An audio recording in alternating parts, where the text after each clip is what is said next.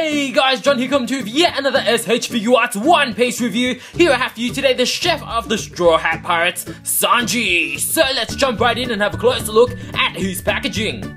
Packaging wise, Sanji comes in your typical s.h.figuarts Windows style box. Of course, we have his name down the side here. We have the s.h.figuarts logo at the top corner. We have the One Piece logo at the bottom and nicely added as well. We have the Straw Hat Pirates logo in the corner of the window itself. Continuing on with the One Piece line, we also get a nice top view window at the top of the box. We have Sanji's name on the side, of course, and an image of Sanji in one of his cool poses on the other side. And that continues on to the back of the box where we get other cool hardcore poses of Sanji with his accessories and other faces included. At the bottom here we have warnings and credits, and that continues on to the actual bottom of the box itself.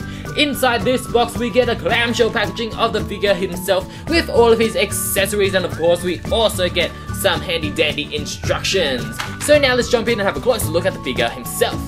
So here we have Sanji right out of the packaging, and as you guys can clearly see, he looks amazing! Very anime accurate. And like I said in my other One Piece reviews, the One Piece show itself kind of has this really wacky animation style with long, exaggerated limbs, and that is captured really well on this Sanji figure since he is one of the taller crew members on the ship, and he has one of the slimmer frames. His legs are really long and slender, as you guys can clearly see. He is the master of the black leg fighting style, of course. His overall attire is what we see him wear early on in the actual series. He's wearing this full black tux with the black pants and black shoes with the blue collared shirt inside and a nice black tie. The really gold buttons really pop nicely compared to the matte black suit. I think that looks really nice. Very simple attire, not much molding details to it, but I think it looks very, very sophisticated and awesome.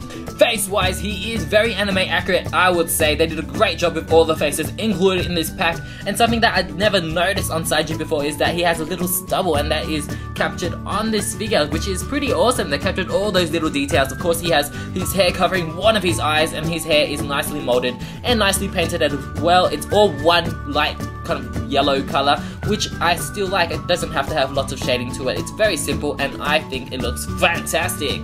Articulation wise, Sanji is a little bit limited. I did break his head, unfortunately, before I did this review. When I got him out of the pack, I twisted his head just to see if it was working, and it broke off. So I had to super glue that back on. But if he didn't have a broken head, he would have the same articulation as everyone else. So he has the looking down, looking up, and 360 rotation. But since I broke it, it's super glued. So luckily he does have a little bit of a ball joint in his neck though, so I still get a little motion in the actual twisting of the head, but he can't look down or up anymore. So sad, right?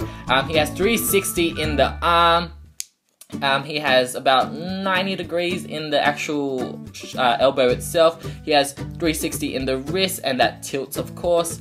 In this part of his torso, he doesn't have anything, but he actually has a second torso that you can put him in, which I'll do in a second. So with this torso, he can't do anything in the torso, and that really limits his actual legs as well, since the actual material or plastic they use for this torso is a little bit more tough compared to the other one. So he has a little bit of motion in his leg. It's a little bit creaky, as you guys can hear, and he has really, really great knees, as you guys can clearly see, and that is really needed for a character like Sanji, who fights with his legs, of course.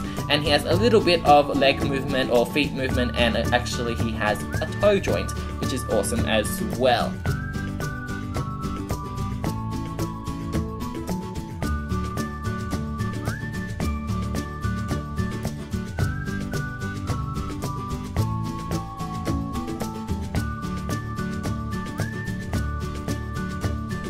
So here we have Sanji in his second torso, and as you guys can clearly see, he has a waist cut in the middle there just for a little bit of more articulation compared to his first torso that he comes default packaged in. This one has no cuts or breaks in the actual sculpt itself, so obviously this one is more aesthetically pleasing, while this one is more for function. Putting in the head, the arms, and the legs itself and popping them out was quite easy after you get used to it. You have to do it a couple of times before you feel comfortable, but the actual joints that hold them together are quite strong, so that I don't think they will break anytime soon.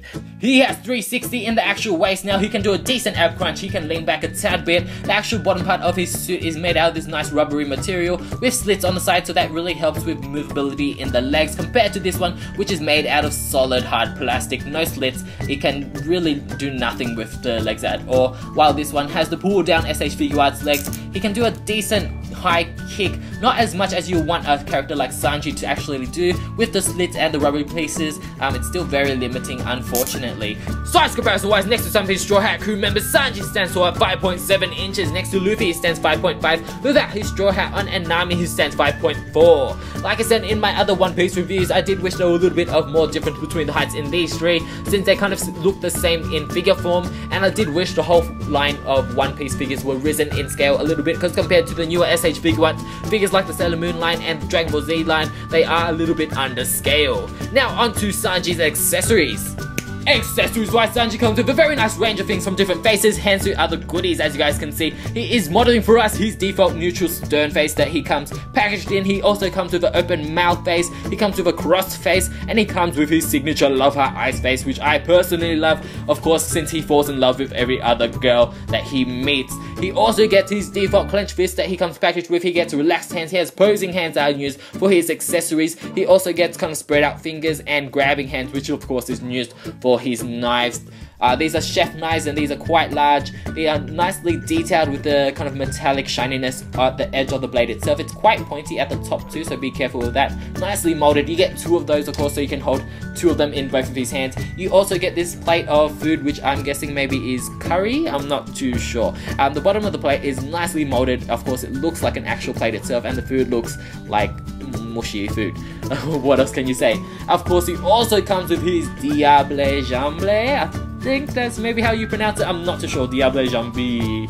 Well, if you watch One Piece, you know what this is. It's his flaming foot that he uses to kick through an enemy. Of course, nicely molded in kind of this translucent red flamey plastic. It's awesome.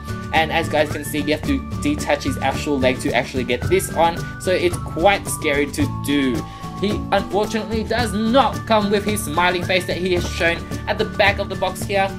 I'm guessing that was maybe a one-off kind of bonus face that you may have got if you got his first edition, something like that, I'm guessing. He also unfortunately doesn't come with any like smokes or a lollipop that he normally is seen eating or smoking during the actual show.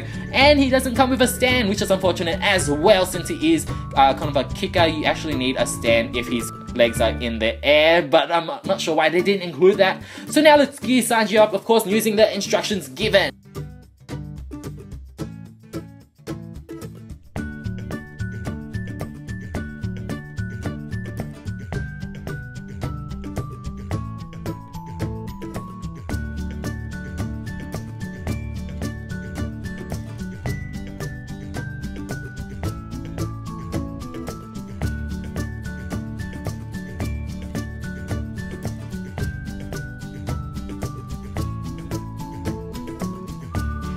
So here we are, Sanji's first look, of course holding his huge chef knives, looking very serial killer like. The only huge problem I had posing him in this look is actually getting those hands in. They are really difficult since they are straight pegs. They're really difficult to get in and a little difficult to get out, as you guys can see, and they have these little weird rigid lines in them as well, which I guess help them stay more secure compared to other One Piece figures like Nami here, who has a ball peg. It's just a lot easier to get in and out, while Sanji's is really tough.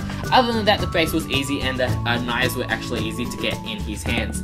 Now onto the second look.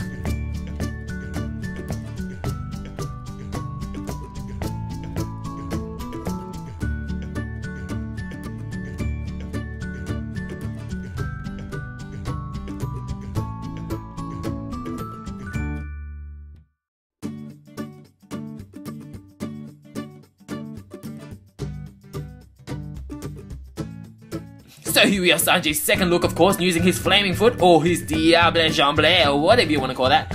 This was actually super difficult to actually get in. I didn't even push mine all the way in. Mine's halfway. I cheated a little, I admit it, but it's just so difficult. It's really risking you breaking the actual peg on the leg. So I highly recommend that you don't pose him this way. And he doesn't even look very natural being in high kicks anyway, unfortunately, for this kind of figure. He's very limited in that kind of area. Overall, even though Sanji is one of the weaker s.h.figuarts One Piece figures to be released in the articulation department, I really think his aesthetics hold up for that. He looks very fancy, very sleek in his black tux, and of course I really love his love heart eyes. He will definitely be in heaven with my magical girl figure collection. I highly recommend him for any Sanji fans, One Piece fans, or anime fans in general, and until next time, I will see you guys soon. Bye!